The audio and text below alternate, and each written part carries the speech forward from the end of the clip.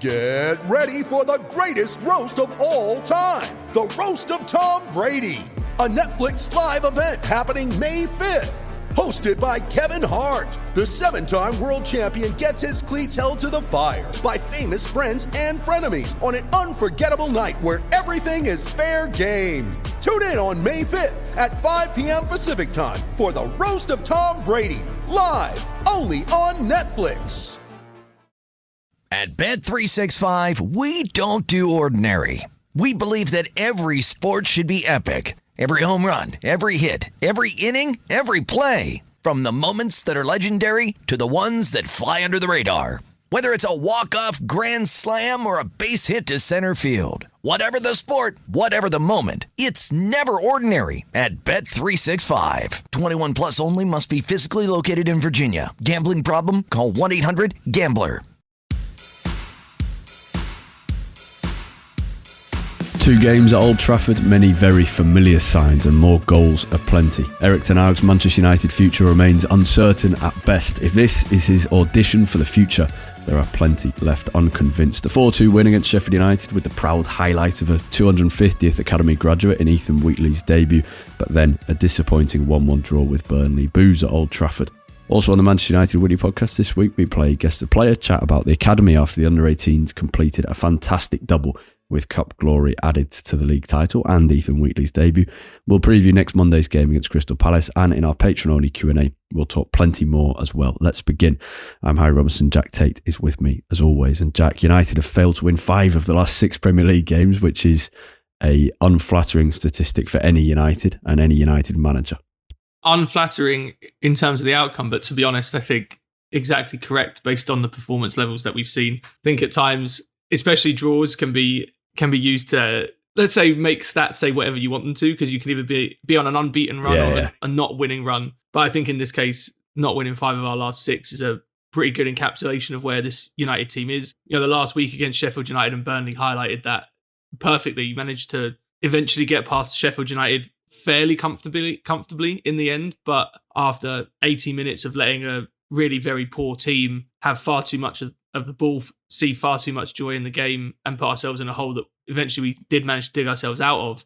It was much the same against Burnley. I did think the first 20 minutes or so were pretty good against Burnley, and then we really took our foot off the pedal, allowed them back into the game massively, and throughout the second half, it was just yet another game of tennis effectively being played out at Old Trafford as United, for whatever reason, seemed completely unable to assert the better quality that we have on the pitch and let it show. Yeah. When would you say is the last time we learned something particularly notable or new from a game?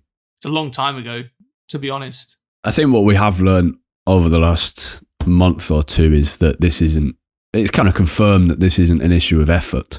And that maybe there's a couple of percent missing from certain players. That's always really hard to tell. Are they playing at 98 or 100%, whatever? But it's not like previous managers where there's a clear evidence of him having lost the dressing room, which is, I think, what makes it all the more frustrating at the moment. But yeah, that we learn so little each game because we're seeing such familiar patterns and such familiar mistakes. I mean, look at this game where United have a few chances to score, but fairly uninspiring, a bit of control, and then kind of throw it away with an Andre Onana mistake is similar to the first day of the season. Yeah, and in that case, we came out unscathed from that one because we kind of got away with one. But not the case this time. I mean, without picking out a specific game, I would say the last time where I feel like we really learned anything about United was probably just after the turn of the year when Højlund, Rashford and Garnacho started being played as our regular front three, when Antony was dropped. I felt like that did signal a change in United, and we did start to see over the course of 3 or 4 games that trio really develop and play really well, and that was around the time we started scoring goals as well. But ever since, it's also been paired up with this complete inability to have any control over a game for more than 5 or 10 minutes at a time. And I think you're right. You can go back to the first day.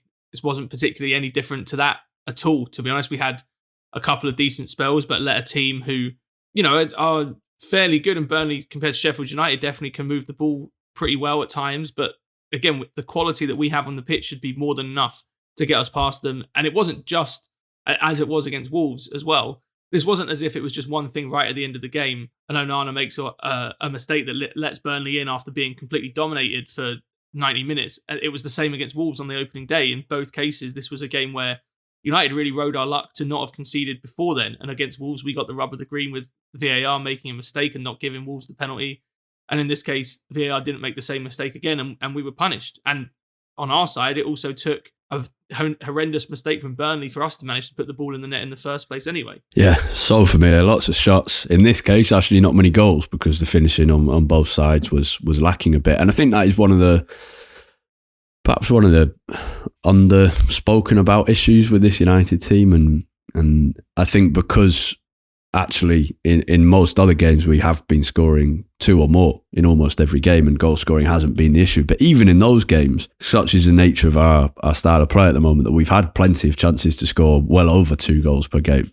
But players like Garnacho and Antony's finishing hasn't been at quite the level required to make this style that Ten Hag wants to play in effective enough or ruthless enough. And so you see plenty of times, and I've maintained this, that when Garnacho has too long to think about his finishes, he doesn't quite yet have the composure in his finishing and the decision making to make those go in every time. And when he does, he'll really step up a level, even though he's already a fantastic player and huge potential, obviously. But it reminds me a little of Rashford before he got some extra it seems like he got some extra coaching from Solskjaer in that sense and became a lot more composed in front of goal. Obviously, we haven't seen it this season, and that's one of the things with Rashford is when you can kind of tell when he's going to finish or not, because it comes down to whether he places or whether he goes for power every time. And at the moment, we keep seeing him just go for power because he's obviously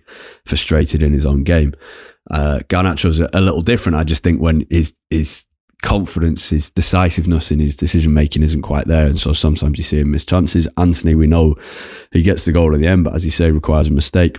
And this is the thing, this could have been a great week for Bruno Fernandes, who scores 1 penalty and 1 fantastic proper captain's goal, a weak foot from long range when United needed it most. And the reception he was getting before he'd scored either goal at Old Trafford against Sheffield United, I think because of that awareness that he was playing through injury. And he's a ridiculous man, isn't he? Playing with a broken wrist. He's not everything you want a United captain to be, but he's got a lot of it. And I think there was that warm reception for him against Sheffield United, and then again creates loads of chances against Burnley. But because his teammates aren't finishing at the level really required, it's another week of kind of achievements for Bruno without it translating to the team, which is really the story of his United career. Yeah, 100%.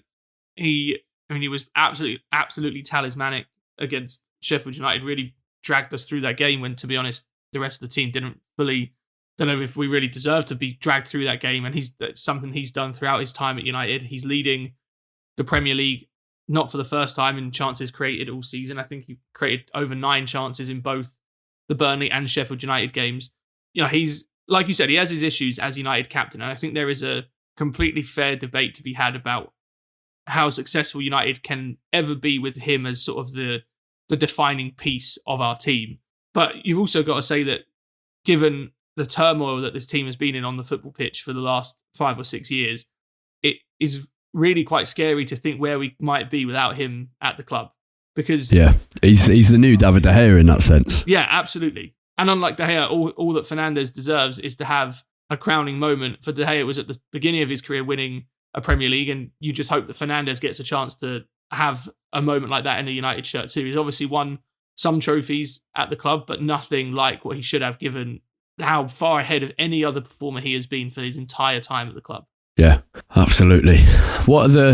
Given we're saying there's very, very few new lessons to take away, we can come on to some positives shortly, because 250th Academy graduate really is something to celebrate. I guess Andre Onana's worth talking about. This is someone who'd really begun to feel like one of the pieces of the puzzle that you could trust at United, and his performance in the FA Cup semi-final penalty shootout was impressive, and it reminded me of how I felt about him at the start of the season, when I remember being at Spurs away back in August, and he just seemed to be on a different kind of wavelength to the rest of the team in his game management and his understanding of when to go long and when to go short and when to waste a bit of time, and his time wasting throughout the season. And yeah, the kind of dark arts he's been very good at. No surprise coming from Inter Milan and from Serie A.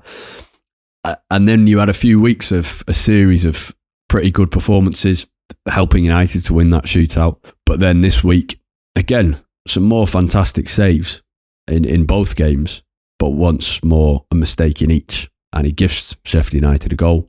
He then gifts Burnley a penalty. And I'm confident that he is going to be a good goalkeeper for United long term. And I think it's always, you do see top goalkeepers make mistakes like the one he did against Sheffield United. It's something you do see Ederson and Alisson do. Probably Alisson a little bit more than Ederson, who's perhaps slightly a level above. I don't know what people thinking. Well, certainly with his feet, he's probably a level above.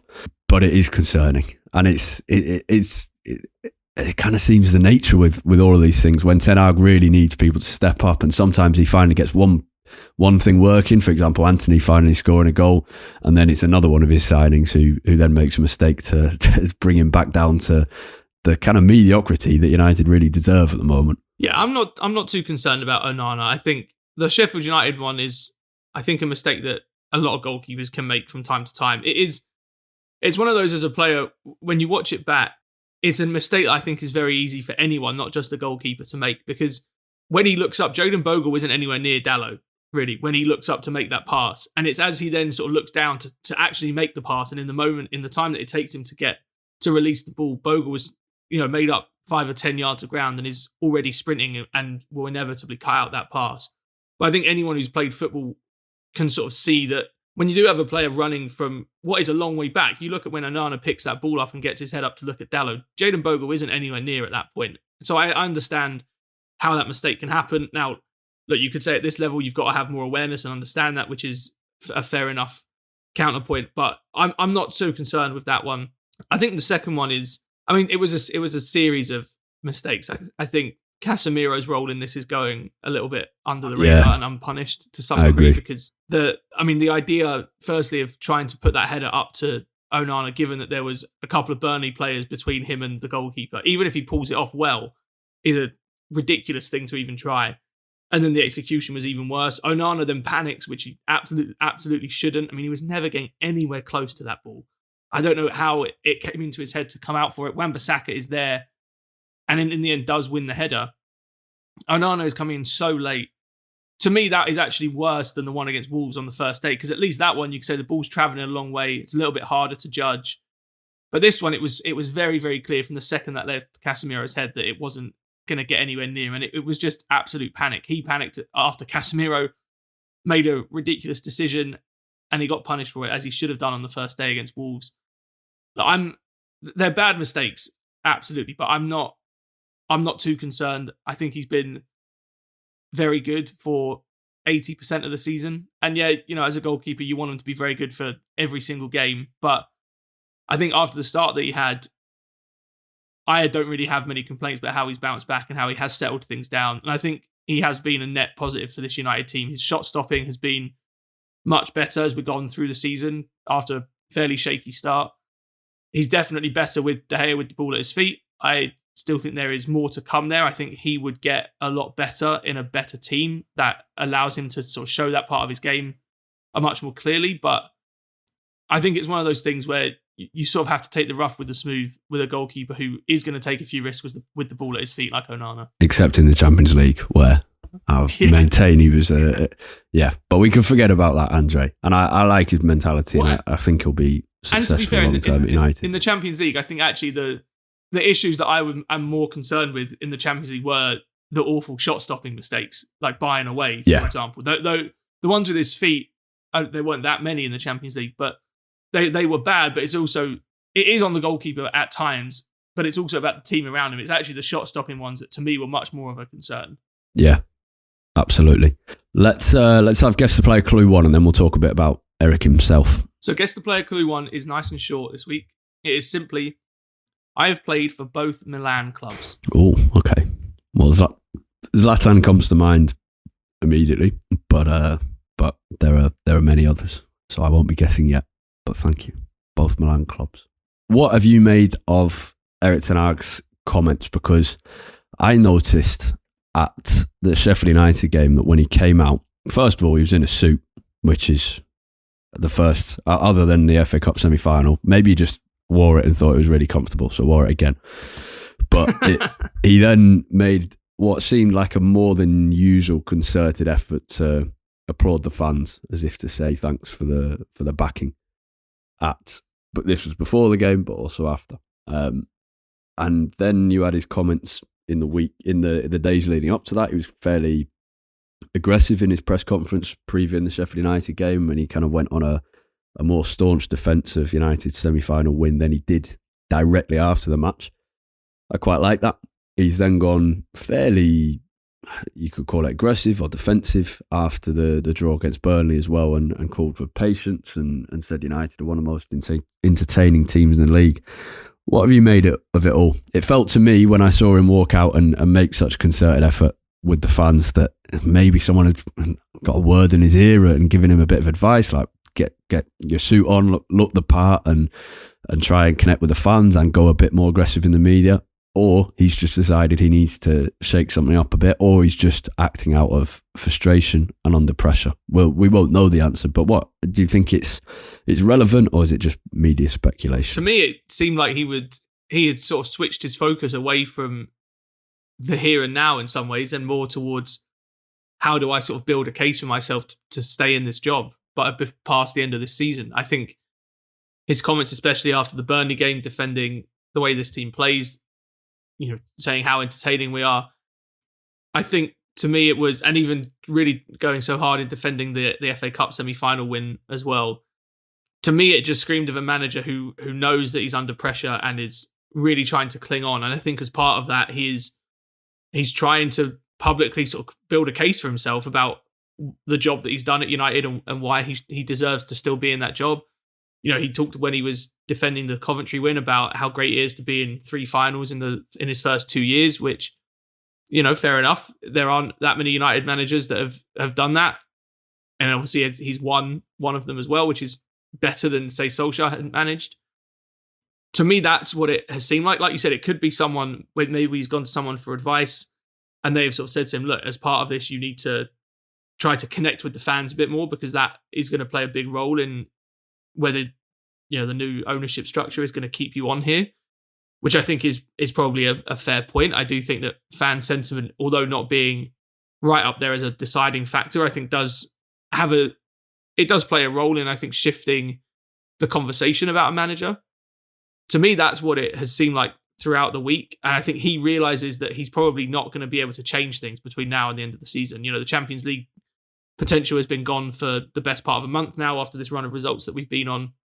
I think he knows that, and he can't keep talking about that and what an achievement that would be. So the focus now goes on to, what have we achieved? How can I come out publicly and build a case with the fans for why they should want me to stay? Yeah.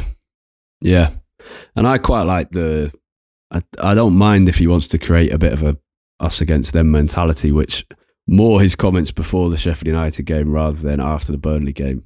They sounded a bit more frustrated and desperate. But I quite like that. But the problem is you have to back it up on the pitch a bit, and you can't. From those 2 games, you then have to get 6 points at home, and United have failed to do so. And as you crucially said earlier, yeah, you can complain that we threw it away with one little mistake in a penalty, but ultimately our goal came from a Burnley mistake as well. It's it's fairly similar. Anything else key from the Burnley game or the Sheffield United game, which we haven't recorded since, before we move on? Well, I think probably the biggest thing from the Burnley game was the reaction to Ten Hag subs. That is one of the loudest boos I've ever heard at Old Trafford in response to a manager making a decision during a game, to be perfectly honest.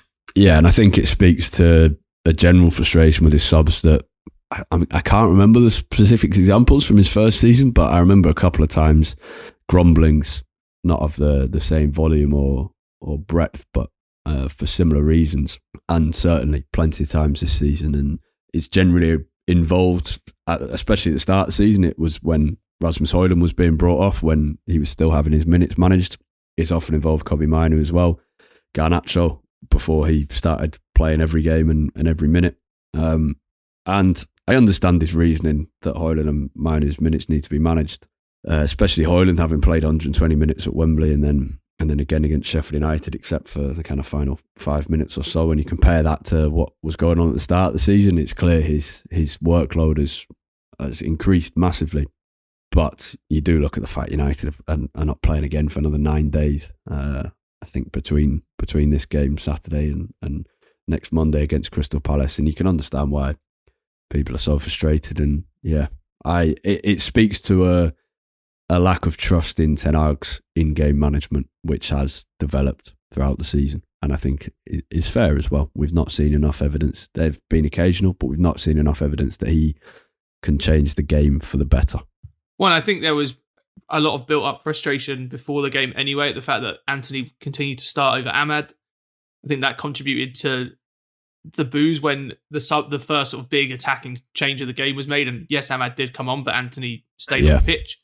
It would have been fairly easy to put Ethan Wheatley up front instead of Ahmad.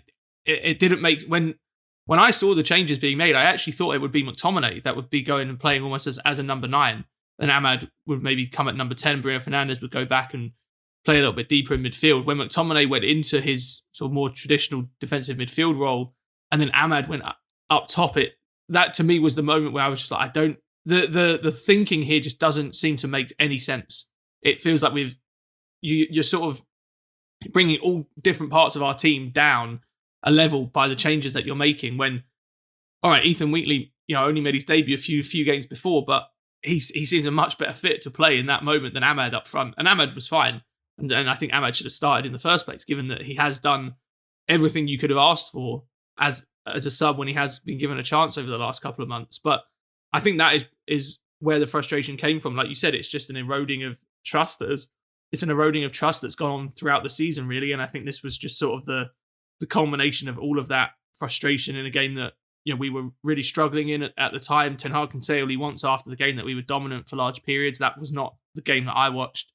And so in a game where United were struggling a little bit, we were struggling to break down a team. You take off your main striker, bring on a winger, but leave a very underperforming winger on. I think it's just a combination of both the season's worth of frustration, but also in that game, fans not appreciating both the lineup that Ten Hag picked and the subs that he made in that moment. And with good reason, fans are allowed to voice their opinion. 100%. I always think, I would never be one to boo after a game, or particularly at half-time is the one I'm always baffled by. I never think how fans really imagine that's going to help the team. They can do what they like, they've paid for their ticket, but it would never be something I'd do. But I understand that reaction to a specific decision because, you need to make people may think they need to make their voice heard, and it's absolutely fair enough. We're going to talk more about Ten Hag and his future in the Patreon Q&A shortly. And then we'll talk more about Ethan Wheatley and the under-18s as well after that Patreon Q&A. Before all of that, guess the player clue 2, please. So clue 2 is, I made my senior professional debut in 2006, but I didn't join United until 9 years later. Okay. 2006. So you joined United in 2015. All right. I'm going to have to carry on thinking because no one's coming to mind absolutely immediately. So I will think during the Patreon Q&A where we're going to talk about Ten Hag's future. What will United do with him? Well, let's see. At Bet365, we don't do ordinary. We believe that every sport should be epic. Every home run, every hit, every inning, every play. From the moments that are legendary to the ones that fly under the radar. Whether it's a walk-off grand slam or a base hit to center field. Whatever the sport, whatever the moment, it's never ordinary at Bet365. 21 plus only. Must be physically located in Virginia. Gambling problem? Call 1-800-GAMBLER. At Bet365, we don't do ordinary. We believe that every sport should be epic. Every home run, every hit, every inning, every play. From the moments that are legendary to the ones that fly under the radar. Whether it's a walk-off grand slam or a base hit to center field. Whatever the sport, whatever the moment, it's never ordinary at Bet365. 21 plus only. Must be physically located in Virginia. Gambling problem? Call 1-800-GAMBLER. At Bet365, we don't do ordinary. We believe that every sport should be epic. Every home run, every hit, every inning, every play. From the moments that are legendary to the ones that fly under the radar. Whether it's a walk-off grand slam or a base hit to center field. Whatever the sport, whatever the moment, it's never ordinary at Bet365. 21 plus only. Must be physically located in Virginia. Gambling problem? Call 1-800-GAMBLER.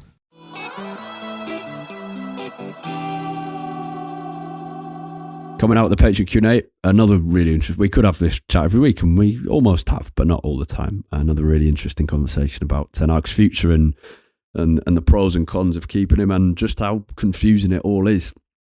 One of the real highlights of the week, and we shouldn't just skip over this in any kind of blasé way, because it's a massive landmark. Ethan Wheatley's debut made him the 250th graduate to represent Manchester United's first team from the club's world-famous academy, in the same week that the under-18s completed an impressive double, and the under-21s played twice over the weekend to qualify for the Premier League 2 knockout stages. They beat Southampton 6-3 away from home on Monday lunchtime to secure what I think ended up being, and I'll just check this right now, an 11th placed finish in Premier League 2. The top 16 from the league qualify for a kind of playoff style tournament. It's very similar to the format that will be coming in the UEFA Champions League soon, which is good news, mainly because it means more games for United's under-21s. That means more chance for players like Ethan Wheatley to get lots of game time and help with their development. The under-18s finished their league season, the regular season, against Everton at home on Saturday. They were beaten by Sunderland this weekend. They finished the regular season on this Saturday coming, and then they'll play likely Chelsea, but Chelsea not yet confirmed as champions of the Southern Division. They'll play Chelsea probably in a national final between the winners of the North and the South. Let's talk 250 first. What an amazing landmark number, and a really, it ended up being, and we've spoken about the negatives earlier, but it ended up making for a really nice midweek game where you had that added jeopardy of going behind, which obviously isn't ideal, but those midweek games against lesser opposition can be dull if it's just a kind of uninspiring 2-0 win. It's more exciting to come from behind. Bruno scores a fantastic goal and a penalty, and then you get the news travelling round that Everton are beating Liverpool and songs of Jurgen's cracking up, and then you get Ethan Wheatley coming on and hitting 250, and an amazing moment from a lad from Stockport, I think around the Hyde area, so kind of Stockport, Manchestery. But yeah, another local lad becoming a first teamer, becoming a graduate, and 250. It's it's an incredible achievement. It really is something that the club should be so immensely proud of, to have this long of a track record of promoting youth players. It's a really, really special thing. We often talk about, what makes football clubs special in a world where they're becoming so commercialized, and they feel it for the vast majority of the time, really, like they're being taken away from regular fans. And I think this is the thing at United that you can sort of hang your hat on and say, this is my football club. And it's such a special thing to have this record.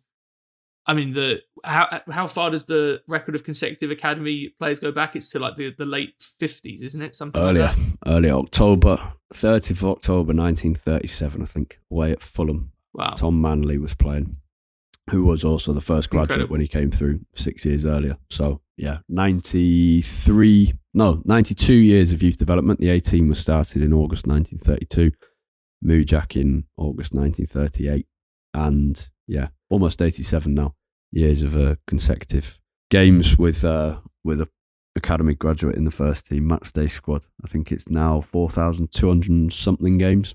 Yeah. And what is special about them, and it's particularly relevant now under Ten Hag, is that it's all organic.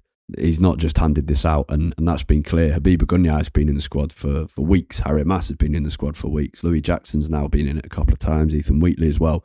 This is not a manager who hands Davies out because he wants to hit a landmark. Those players have to work really hard to get into the squad, and then from there they have to work a whole nother level of hard to actually get some minutes. He's not just going to hand them out at the end of a game. So the fact Ethan Wheatley's done that is impressive, and he's a talented player. He stood out really in the UEFA Youth League games. I think we mentioned him back in September, October. United's performances in the UEFA Youth League weren't fantastic. There was some bad luck, but they weren't fantastic really. And Ethan Wheatley looked good. Back then, he's developed a bit more muscle. There's so much development in that physical sense to go, but he's bulked out a little bit since autumn. He looks less kind of gangly, but he is still gangly. He's 6'3", I think. holds the ball up very well, finishes well off either foot. He can move very nicely, and real physicality, and that's shone in academy games. His mental development has been really interesting to watch. He's a player who can look really frustrated when he's playing poorly, and even then, once he gets a goal, can still look frustrated after he scores it because he gets into his own head, and it can affect his finishing. And that's the thing that's really developed this season, and he's become so much better at managing it and using it as a positive. And I imagine that development is one of the key reasons he was brought into first team training and then given a debut. And yeah, it was nice seeing Bruno Fernandes try to get him a goal as well, even if it didn't quite come off. And yeah. It was such a great night for Bruno, where you see him score a couple like that, then you see those kind of gestures, and but yeah, Ethan Wheatley's an exciting player. Yeah, and scored 2 goals this morning as well for the under-21s as they beat Southampton. I think the thing for me with the academy, just in general, is obviously you have the most famous academy graduates like the class of '92, Marcus Rashford more recently, Garnacho at the moment, going back players like George Best, Bobby Charlton. But I actually think the thing that at times hits home to me about just how huge the number of players, successful players that have come out of United's academy, is actually the players that have gone on to have very successful professional careers away from United. You know, in the last sort of 15 to 20 years, players like Ryan Shawcross, Robbie Brady, even Johnny Evans for a long time. Obviously, he's made a lot more appearances at United than that. Players like Josh King, Giuseppe Rossi. You know, there are so many players that have come through United's academy that, to be honest, haven't played a huge role at United itself. But it goes to show just how strong the academy is, that even players that aren't making it at United are going on to have, you know, very, very good careers elsewhere, like Michael Keane as well as another one, obviously Burnley and then Everton. There are just so many players. Oliver Norwood on Wednesday for Sheffield United has become a fan favourite at Sheffield United over years of kind of dedication there. Yeah, is another one, and yeah, they're littered around European football. It is great, but I like this 250 landmark because there kind of needs to be. We've had the 4,000 games landmark in 2019, which was fantastic for that. Then you've got 250 is really a chance to celebrate those who did make it. It feels like the next one someone needs to work out, and I'll try my best, is something to celebrate the ones you're pointing out who have gone elsewhere. And to be fair, it's something that is being celebrated more and more at the academy. It's always been celebrated in an informal way. If, for like, sometimes I'll be at Carrington on a Monday morning and people will be buzzing because someone's done something away from the club, and that genuinely that happens. And academy staff always keep up to date with it. But the launch of the alumni scheme recently will make that a more formal process. And I was at Carrington the other day. Tom Thorpe was there, just having a chat with a few people. He's recovering from injury, and I was there in October when Callum Gribben was back in the building. Devontae Redmond was back at Old Trafford recently. Even Ashley Fletcher was back at Old Trafford for the alumni launch event, which was for the under-21s game against Liverpool. So it's becoming more formal, that thing. And yeah, I think we'll see those players that you're bringing up, like Michael Keane and the rest, and be celebrated more and more regularly because and you're absolutely right. Your point is central to all this and goes back to the point we spoke about around Old Trafford, and my real kind of key worry, but also hope for United, is that identity is becoming harder and harder to make unique in football, and people seem to be kind of running away from it in favour of the kind of standardisation of the game at the elite level. And this is where United can separate and celebrate it really well, and they do that, and it's great. But yeah, it should be about embracing this, and I hope Ineos realise that. Okay, let's have Guess the Player Clue 3. Okay, so Guess the Player Clue 3. I'm assuming you're not guessing. I have a guess, and I think it's right, but I'll keep it and tell you after you give Clue 3. Okay, so Clue 3 is, despite being a defender, I wore number 36 at United and played all across the back line during my time at the club. Yeah, that confirms my guess, which is Matteo Darmian. Spot on, exactly. Started his career at AC Milan, only made a handful of appearances, and is at Inter Milan currently. Yeah, I actually didn't know he'd played at AC Milan, or I'd forgotten that information. But when you said joined in 2015 and had played for Inter, I thought that there's only one I can really think of there. So yeah, I had to go for him because I knew that both Milan clubs would lead you down the Zlatan path, but starting his career in 2006 was too late for Zlatan. Yeah, exactly. Now, you need to head off. I'll speak a little bit more about the academy and then we'll wrap up. But for more throughout the week from you, people can find you on Twitter at UTD Tait, Tait. Okay, see you in a bit and I'll carry on rambling. Cheers. Okay, Jack, diving off a little bit more on the academy. And one of the great things was Ethan Wheatley going back to school on Thursday morning. And I heard recently that Kobe Mainoo's still got some school qualifications he needs to do. And if he goes to the Euros, it might be quite a hard one to do. But it is a great thing to be proud of. And it was one of the most amazing weeks for the academy and the players and the staff, because not only did you have 250, but the day before, the under-18s beat Manchester City 2-1 at Leigh Sports Village, a sellout crowd at Leigh Sports Village because of mad traffic and an accident on the motorways. It wasn't completely full, even though all the tickets had been ordered. But I think a crowd of about 7,000 and watched. Wheatley scored 2 in the first half. The first one, just a fantastic, inventive, tight angle volley after a good ball over the top from James Nolan. Nolan got the assist for the second as well as Wheatley scored.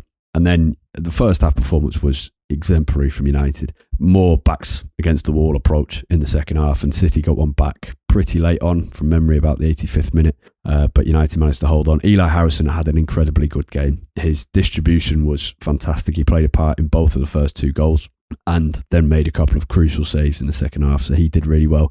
He was actually really good again on Friday as the under-18s drew 0-0 away at Nottingham, as the under-21s, drew 0-0 away at Nottingham Forest. So he's developing really well. And it's a fantastic double for the under-18s to win the under-18 Premier League North and then the under-18 Premier League Cup, beating City to both of them.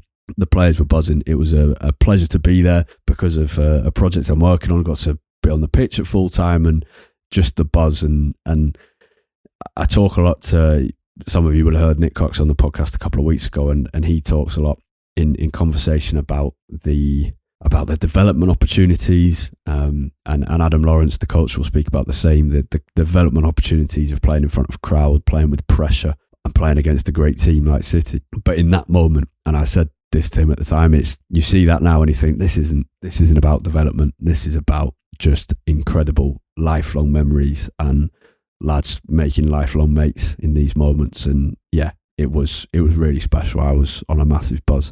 And the academy, again, similar to 2 years ago when in the FA Youth Cup winning season, when Alejandro Garnacho was making his debut. The academy again in a drab season, although this year we've got the actual FA Cup final, which is a key difference. It's not fizzling out entirely. The academy proving the pride of United. I think Jack's point about that being a core identity, and hoping that Ineos can follow that and stick with it and make it the centre, the heartbeat of the club, as it has been for so many decades, is absolutely crucial. No game for United at the weekend until Monday night when it's Crystal Palace. Insane scheduling of a game on a bank holiday, 8 PM on a Monday for absolutely no reason other than to more money from TV rights. Credit to United for putting on free coaches for supporters. I'll be there if anyone wants a pint at Selhurst Park. And we haven't had great memories at Selhurst Park as of recently. We always seem to be playing at night or towards the end of the season at Selhurst Park when there's not much to play for. I remember, I think the final game of Rannick's season was away at Crystal Palace, and Erik turned up in his linen suit, which was exciting. I don't think he'd actually been officially announced as United manager at that point, so there was some kind of hiding going on as he arrived, but that was excitement over the future. There's not enough at the moment, but let's see what we can do. As for the rest of the team, United women won 1-0 away at Leicester City on Sunday, but that result does very little in the league table. United are too far behind Arsenal. Arsenal third in the league, United 9 points off them, so are just trying to finish fourth at the moment. They've got Liverpool close behind. Goal difference is much better. Liverpool are 3 points behind with a game in hand. And also coming up, the under-18s host Everton on Saturday morning in their final game of the regular season before probably playing Chelsea, the champions of the Southern Division, in a national final. That game, if it's against Chelsea, you'd hope will be at Stamford Bridge in mid-May. So there's more excitement to come for the academy, and hopefully some better performances from the first team as well. Thank you very much for listening. For more from me throughout the week, you can find me on Twitter at HarryRobinson64 and the podcast itself at UTD Weekly Pod. And if you enjoyed the show, please leave us a review on whatever app you use or become a patron, and you can find information about how to do that on our Twitter. Otherwise, have a fantastic week, and thank you very much for listening. Goodbye.